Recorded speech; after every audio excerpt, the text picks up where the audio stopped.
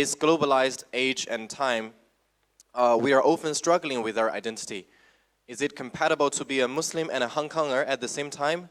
How do I define myself? Who am I really? What is my most important trait as a person? These questions determine our actions and our attitude towards life. So for those of you, some of you were not here yesterday, so I will introduce Sister Calisha again while she's walking to the hall. Sister Calisha Bennett is the founder of Developing Diamonds and has over 12 years of experience as an active community leader, speaker, teacher, and mentor of Muslim women and youth. Specialized in Islamic identity coaching and personal development, in her years of community service, she has helped to establish an Islamic community center as well as a wide variety of Islamic classes and programs for Muslims of diverse ages and backgrounds. Is Sister Calisha here? Oh, she's here. Okay, cool, great. So everyone please join me and welcome Sister Calisha.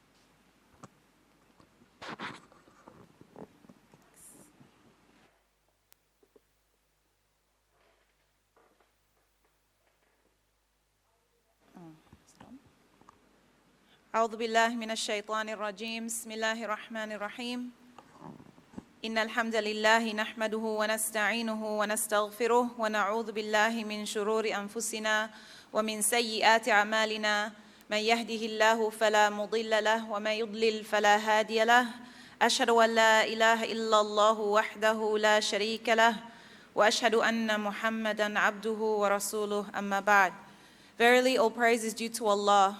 We praise Him and we seek His help and we seek His forgiveness. We seek refuge with Allah from the evil within ourselves and the evil consequences of our evil actions. Whoever Allah SWT guides, none can misguide. And whoever is led astray, none can guide. I bear witness that there is none worthy of worship but Allah. He is alone and has no partner. And I bear witness that Muhammad sallallahu alayhi wasallam is His slave and messenger. رب اشرح لي صدري ويسر لي أمري واحلل عقدة من لساني يفقه قولي. السلام عليكم ورحمة الله وبركاته.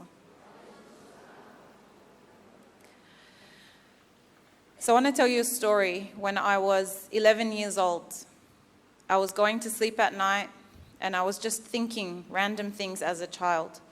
My grandmother had passed away when I was 8 years old, about 3 years before this time, and I was reflecting about her death. I wasn't that close to my maternal grandmother, but I thought about my mother, and I thought, my mother must be so sad that her mother passed away. May Allah have mercy on her, Ameen. Then I thought, hang on a second, as a child, my mother's mother passed away. My mother must be sad, but hang on, my own mother will pass away one day. And then that made me very upset too, subhanAllah, and I'm a child crying. My parents don't know that I'm having all these thoughts, subhanAllah. Then as I reflected about the sadness of my parents one day passing away, I realized that one day I too was going to pass away.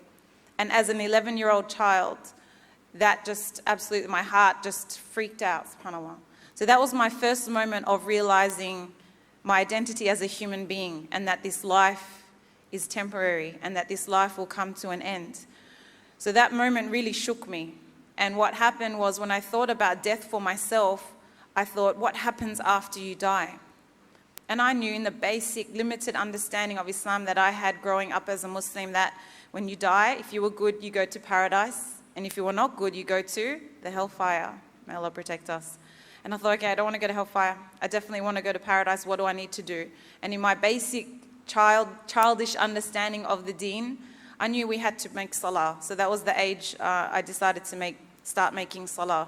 So alhamdulillah, this is from Allah subhanahu wa ta'ala. So that was my first connection with some concept of purpose, accountability, and identity.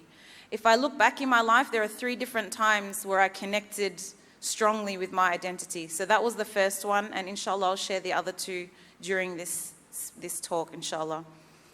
So the topic I was given is identity crisis and the struggle of the Muslim identity. But first we have to ask ourselves, Do we have an identity crisis in our ummah? I want you to ask yourself, do you think there is an identity crisis in this ummah? I can already see some sisters nodding. Brothers, do you think there's identity crisis in our ummah? Yeah? We'll see, inshallah, if we enhance that understanding of this crisis. Now, the crisis, we also have to realize, doesn't just apply to young people. Even the adults, the parents, the elders can also suffer from identity crisis. So let's have a look at the state of Muslims in the world. One of the oldest migrant, Muslim communities living in Western lands in the world is in the US. And in the US, the statistics that are coming out, they say that 23% of US Muslims, born Muslims, they don't identify as Muslim. 1 in every 5, they're born Muslim, but they say they don't tick the box of Muslim, even though they were born Muslim, subhanAllah. Also, that there is 357% more media coverage on Muslim terror attacks than on the attacks of others. So in their society, in their community, Muslims are very much demonized and portrayed in a very negative way. And likely it is affecting the way that Muslims there feel about their Islam. There was a first of its kind research done in 2016 called the Muslim Doll Study, or the Muslim Identity Study. And it was done and conducted by the San Francisco State University. And they did research on the effects of Islamophobia and on the Muslim identity of small children aged 5 to 9 years old. And the results were very, very concerning. This was 3 years ago. 1 in 3 of those small children, they didn't want to tell others that they were Muslim. So they were scared. 1 in 2 children, they didn't know, so half of them didn't know whether they could be both Muslim and American. Just as Brother Isa said, can we be Muslim and, Hong Kongese? I don't know. What's the saying?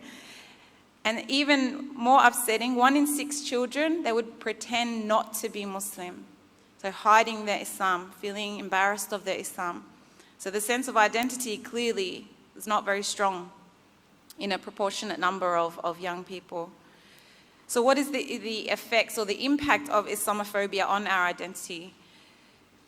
There was a 2012 study on coping with Islamophobia, and mental health experts said, many Muslims not only experience religious discrimination in their daily lives, but they're fully aware of their devalued position in society. So let me repeat that last bit. They are fully aware of their devalued position in society. So they're aware that society feels and thinks a certain way about them. In Australia, the video program One Path Network, maybe you guys have heard of them, they make amazing videos, dawah videos, mashallah.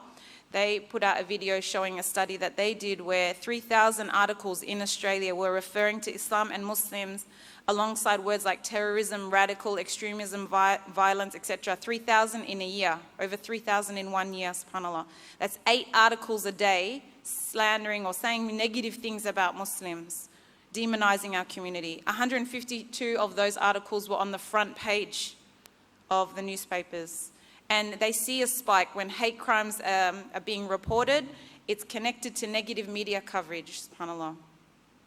So now we have the issue of the Islamophobic narrative that is being, strung out by the media, subhanAllah, and the impact on us and our identity, and a concept called internalized oppression.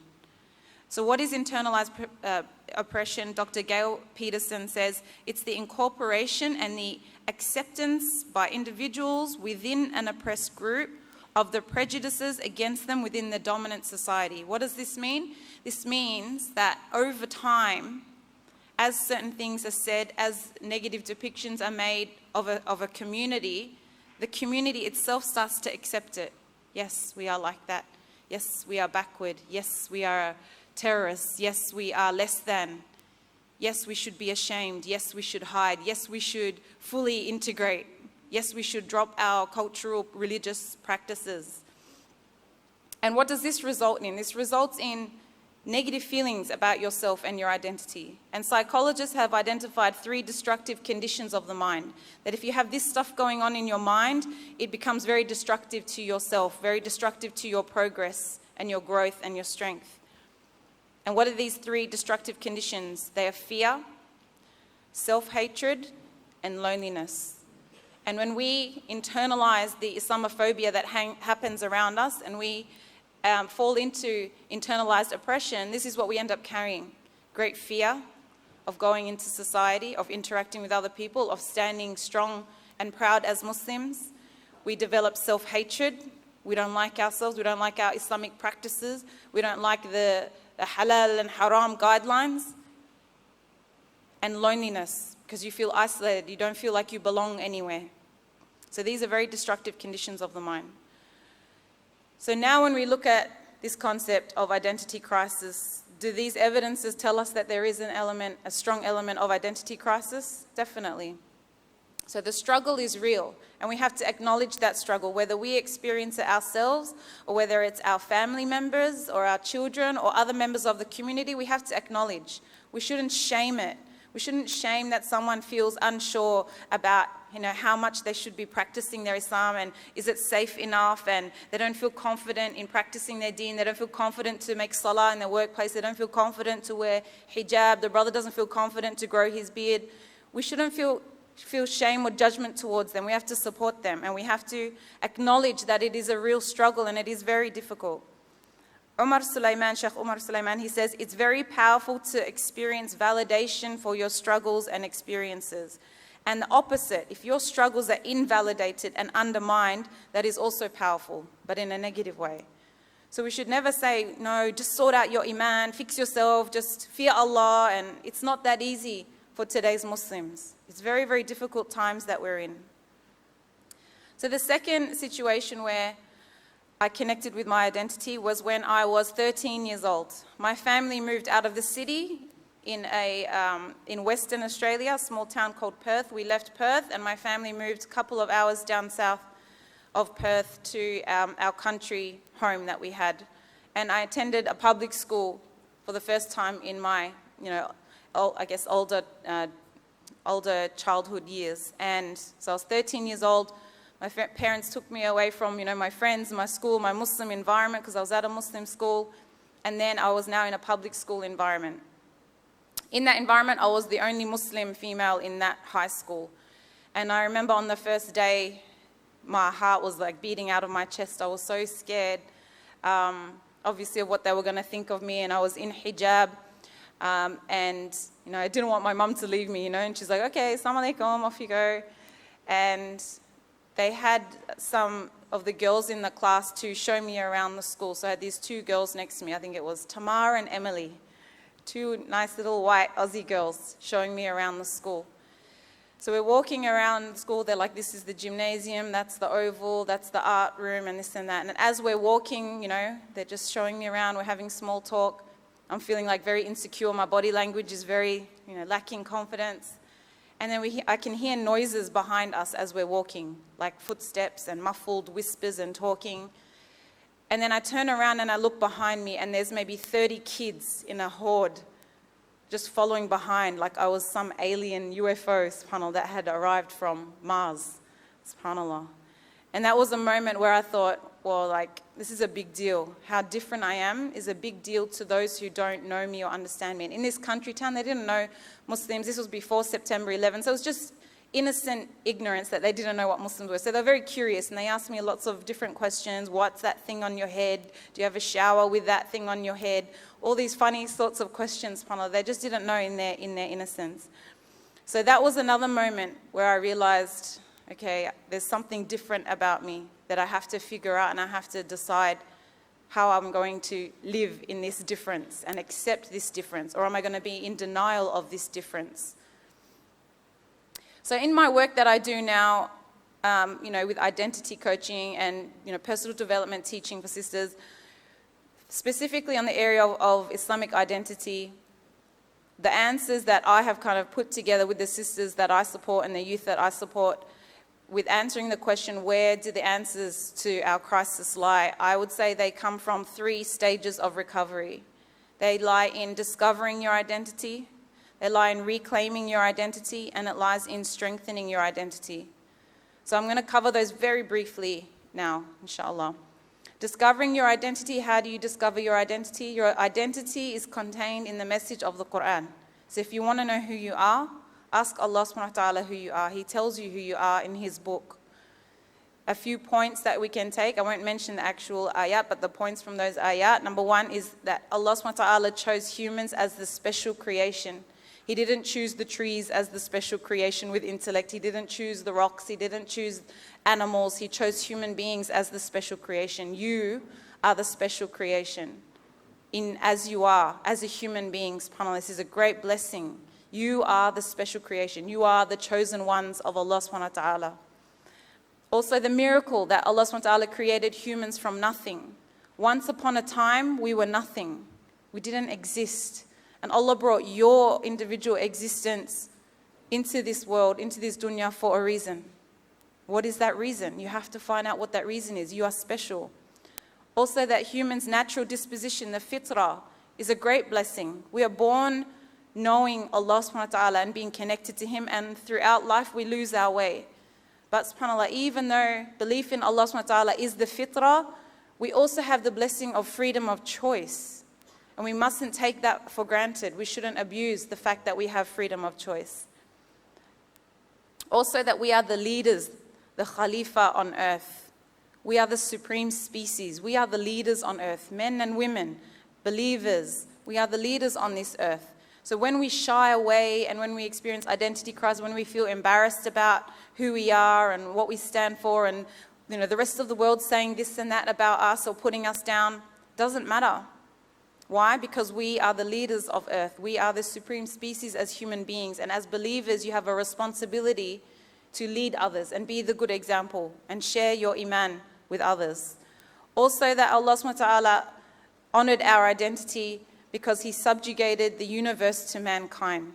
Allah subhanahu wa ta'ala says in Surah Ibrahim that the sun and the moon and the day and the night were created in service of us. Think about that.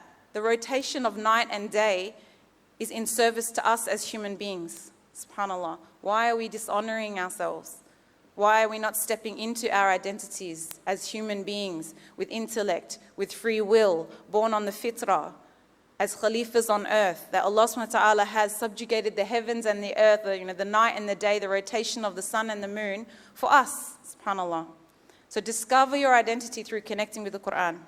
The next point is to reclaim your identity. What does reclaim your identity mean? Sometimes in life, our identity gets broken through different experiences. It might be stolen from us through different influences. We might overall just have struggled with our identity. We might have neglected our identity. We might have a traumatized identity from things that were said or done to us, or it might be damaged. These types of things happen that take away sometimes from our identity or that cloud it. But remember, you were born with your God-given identity. You were born with it. It's in your fitrah. Allah subhanahu wa ta'ala created you upon it. Throughout life, along the way, this identity gets molded and shaped and influenced, sometimes broken, damaged, traumatized, neglected, or stolen. And reclaiming your identity means taking back your rightful ownership of this God-given identity from Allah subhanahu wa ta'ala. There are lots of different identity influences that are instilled in us or that we're brainwashed to believe about ourselves. We have internal influences that come from our own personal zone, emotionally driven identity issues due to close relationships. Our childhood experiences can influence our identity, how we were raised. Our relationships with our friends can influence our identity, with our parents, with our children, with our spouses and relatives. And then we have external influences to our identity. And these are desire and habit-driven influences. Things like the exposure to media, social media, public opinion of us, the workplace influence on our identity, music, movies, beauty, fashion trends, etc., especially for the Muslim women. To choose hijab and modesty and simplicity over all these painted faces and pictures and advertisements, subhanAllah. It's not easy. So these influences can, brainwash and influence us to believe otherwise than the identity that we were born with. When we lose sight of our true identity and our fitrah and our God-given purpose and identity, what is the issue with that? Why is that a problem for us? Allah subhanahu wa ta'ala says in the Quran, وَلَا تَكُونَ كَالَّذِينَ نَسُوا اللَّهَ فَأَنْسَاهُمْ أَنفُسَهُمْ أُولَٰئِكَ هُمُ الْفَاسِقُونَ. He says, be not those who forgot about Allah and then they forgot about themselves. So when we lose our identity, we lose our sense of selves, it's because we've forgotten who Allah subhanahu wa ta'ala is. When you know who Allah subhanahu wa ta'ala is, then you know who you are. Then you know what He wants from you. Then you know how you are supposed to be defined and identified. So that's where our liberation can be found. We're not becoming who we're meant to be because we're very, very busy trying to become like someone else. And every time we try to be like somebody else, and we don't want to be ourselves, who Allah subhanahu wa ta'ala created us to be, it means that our minds have been conquered. Our minds have been conquered. A lady named Lavi Ajayi, she's a Nigerian author and speaker, she says, being yourself in a world that wants you to be somebody else is a revolutionary act. But I'll take that a step further and say, being who Allah subhanahu wa ta'ala wants you to be and created you to be in a world that wants you to be like everybody else, that truly is a revolutionary, liberating, and life-changing act. Don't be who anyone else wants you to be. Don't even be who you want to be. Sometimes we don't know who we want to be. Be who Allah subhanahu wa ta'ala wants you to be. This, what I call, is owning your identity, to own it, that it belongs to me. I will not sell it. I will not trade it. I will not, give it up for anything or anyone else. I will not compromise my identity. So how do we now strengthen our identity? We had discover, we had reclaim, and how do we strengthen it? To strengthen your identity, first you have to overcome barriers. You have to fight shaitan, who doesn't want you to have a strong identity, because if you have a strong identity, you'll constantly overpower him. Umar radiallahu anh, when he would walk down the street, what would happen? Shaitan will say, I'll take another path. Why? Because Umar radiallahu anh had unbreakable Islamic identity. SubhanAllah. So you have to be able to overcome shaitan. You have to sort out your motivation issues. Why aren't we motivated to change? Why aren't we motivated to practice what we know to be true and right? We have to work on our confidence, to stand for our deen, to be proud in our deen. We have to overstep and face our fears. Sometimes the thing we're most scared of that holds us back from action, when you overcome it, you're like, oh my gosh, subhanAllah, it was no big deal. Why didn't I do this sooner? You have to strengthen your conviction.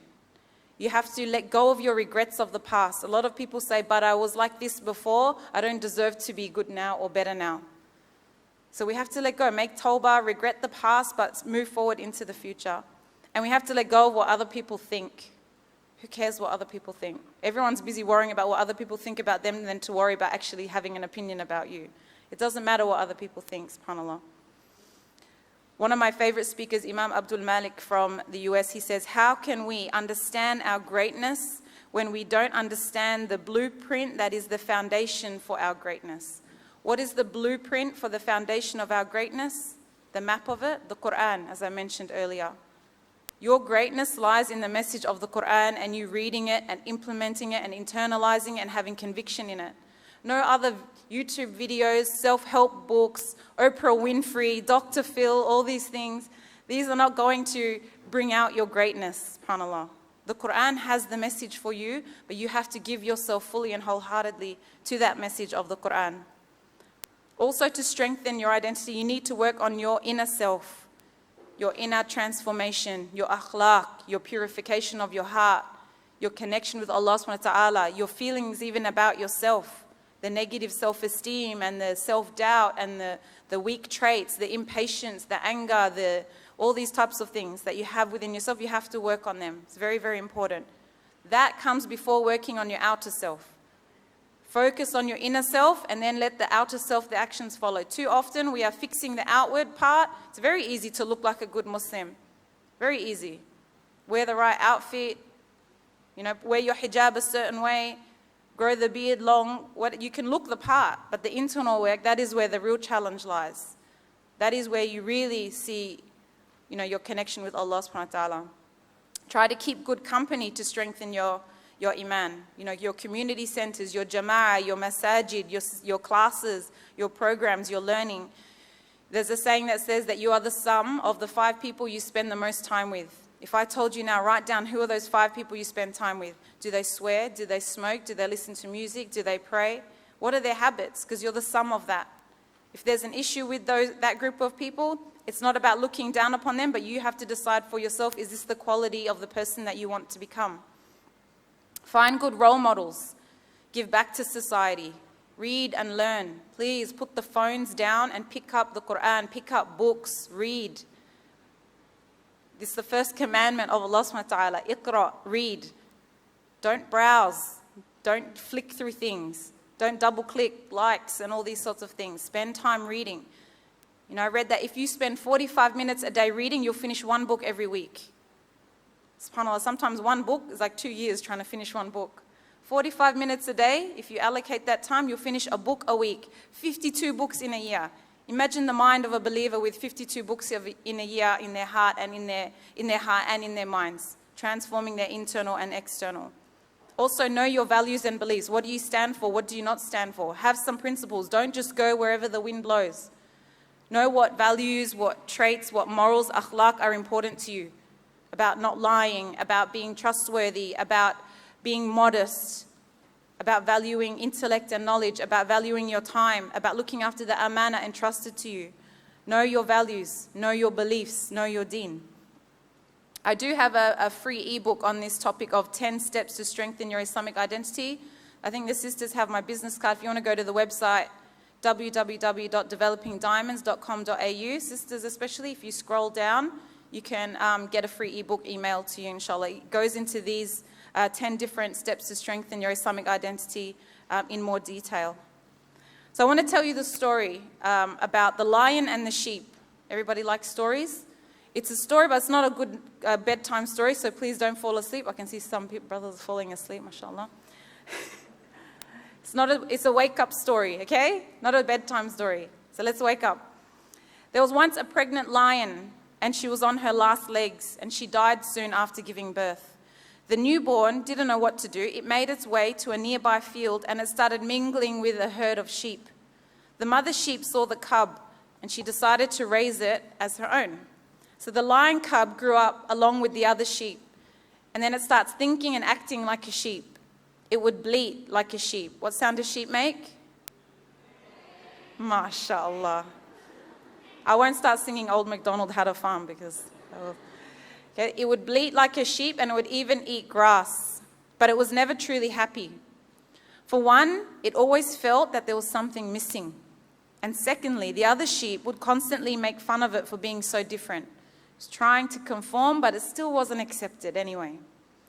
They would say, "You're so ugly and your voice sounds so weird. Why can't you bleat properly like the rest of us?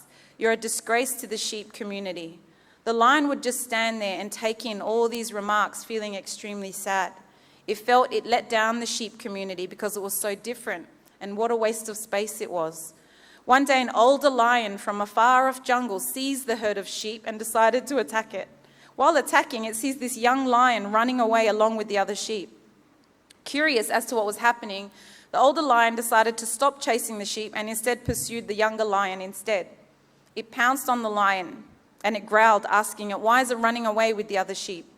The younger lion shakes in fear and says, "Please don't eat me, I'm just a young sheep, please let me go." Upon hearing this, the older lion growls, "That's nonsense. You're not a sheep, you're a lion just like me." The younger lion simply repeated, "I know I'm a sheep, just let me go." At this point, the older lion gets an idea. He drags the younger lion to a nearby river and says for it to look at its reflection. Upon looking at the reflection, the lion, much to its astonishment, realizes who it really was. It was not a sheep, it was a mighty lion. The young lion feels so thrilled that it let out a mighty roar. The roar echoes from all corners of the jungle and frightens the living daylights out of all the sheep that were hiding behind the bushes to see what was happening, and they all ran away. No longer will the sheep be able to make fun of the lion or even stand close to it, for the lion had found its true nature and its true herd. I don't need to tell you the morals of the story. Inshallah, you internalize that yourself and you realize who you really are and what your identity is. So the third situation in my life where I connected with my identity when I was 21 years old, where I learnt and discovered what my purpose was, and it was based on knowledge. And then I realized I was a lion or a lioness, right? Brothers, you're the lions, you have the beard, whatever. So I was 21 years old, and Perth is a very, very small city, and we didn't have a lot of like dawah, a lot of programs, and sometimes when a speaker would come, it was a big deal. And I don't know if you guys know Sheikh Khalid Yassin, you guys know him? Yeah, mashallah, may Allah reward him. He came and he did some talks, and they sold the DVDs, and I think like I bought all the DVDs. I bought all of them. And I started watching them, and one of them, it was called What is True Success in Life? And when I watched that, I had that same feeling that I had when I was 11 years old, of like, well, now my feeling of my purpose was now based on knowledge, because he explained it in a way that made me understand my role in the world, for me to understand what is true success in this life and in the next life. And that was the moment, subhanAllah, after I watched that DVD. I think I watched it a few times. I remember I cried a lot, and it was just like wake-up call. It was like, wake up now. You need to get serious about your Islam. You need to make a decision. You need to start learning. You need to start giving da'wah. You need to start taking this life seriously, subhanAllah. May Allah reward him for that reminder that he gave in that lecture, subhanAllah. That lecture was like the stimulus for me to really, subhanAllah, start building things in our community, start learning, and then teaching the very basics of Islam. That's helped me even now, being able to stand before you now was, subhanAllah, sparked by someone's da'wah to me that helped to impact and change me. I want to read you a short quote by Brother David McClung. I think he's an American revert brother, but it's really beautiful about Islamic identity. Islamic identity is your utmost possession. It is the only identification that matters on the day of judgment. It is your faith, your religion, your moral values, and your whole life. The identity is the one that makes you recognize Allah as the one and only God of this universe. This identity is the one that makes you wake up before sunrise and pray to Allah. This identity is the one that makes you kind, sincere, responsible, and thoughtful when you deal with people. This identity is the one that forbids you to lie, to cheat, to steal, to gamble, and engage in any immoral behavior. This identity is the one that makes you realize and understand that Islam is a way of life. This identity is the one that makes you a good human being, because a good Muslim is a good human being. SubhanAllah. So I want to give you an analogy before we close, inshallah. And it's called the Niagara syndrome. You guys know Niagara Falls? Big waterfall. Is it in Africa? Which part of Africa? Is it Tanzania? Anybody know? Geography people? I don't even know. Where? That's not my expertise. Okay, Niagara Syndrome by Anthony Robbins. You guys know Anthony Robbins? Tony Robbins? That really excited guy who jumps on the stage. He gives this analogy. Life is like a river for many people. They just jump into the river of life without ever deciding where they want to end up. So they end up getting caught in the current events, current challenges, current fears, and then they come to the forks in the river, and they don't consciously decide which way to go. They just follow the currents. They go with the flow of the river, the flow of the majority, instead of being directed by their own goals and values. And as a result, they feel out of control, but they continue to drift downstream until one day the sound of the raging water wakes them up, and they realize they're 5 feet from the falls, and they're in a boat with no oars. And then they say, oh no, but it's too late. They're going to take a fall down that waterfall. Maybe it's a financial setback or a breakup of a relationship or health problems, or in our instance, an identity crisis. And in almost all the cases, the fall could have been prevented by making better decisions upstream. So we don't want to wait until we hit rock bottom before we make changes and before we step into our identities.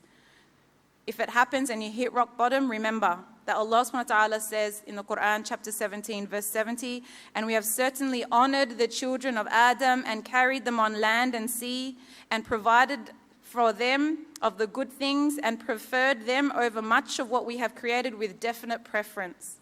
Allah subhanahu wa ta'ala again saying He honored the children of Adam. We are honored. We already have the honor. You don't need to go and seek honor and seek validation. You have the honor. And Allah subhanahu wa ta'ala created us with a definite preference. You are preferred. You already are the special chosen beings of Allah subhanahu wa ta'ala. You don't need to seek it externally. So remember, own your identity. Why? Because you owe it to Allah subhanahu wa ta'ala to own this identity that He's blessed you with, to own the honor that He has blessed you with. The Ummah needs you to own your identity. Look at what's happening around us in our communities, in the global community. We cannot help the Ummah at large until we help our own selves. And we know the famous, saying that Allah subhanahu wa ta'ala will not change the condition of a people until they change what? That which is within themselves.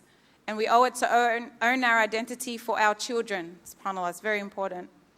And we end with the dua where Allah subhanahu wa ta'ala says, قُلْ إِنَّ الصَّلَاةِ وَنُسُكِي وَمَحْيَايَ وَمَمَاتِي لِلَّهِ رَبِّ الْعَالَمِينَ. Say truly, my prayer, my sacrifice for my identity, my living and my dying are for Allah, the Lord of the worlds. Jazakallah khairan. Subhanakallahumma wa bihamdihi. Subhanakallahumma wa bihamdika. Ashhadu an la ilaha illa anta. Nastaghfiruka wa atubu ilaik. Assalamu alaikum wa rahmatullahi wa barakatuh. Jazakallah khairan, sister. Please stay on stage. We'll have a panel session coming up. But I just want to say a few words about this roaring speech just now. I personally felt very inspired. It reminds me of a saying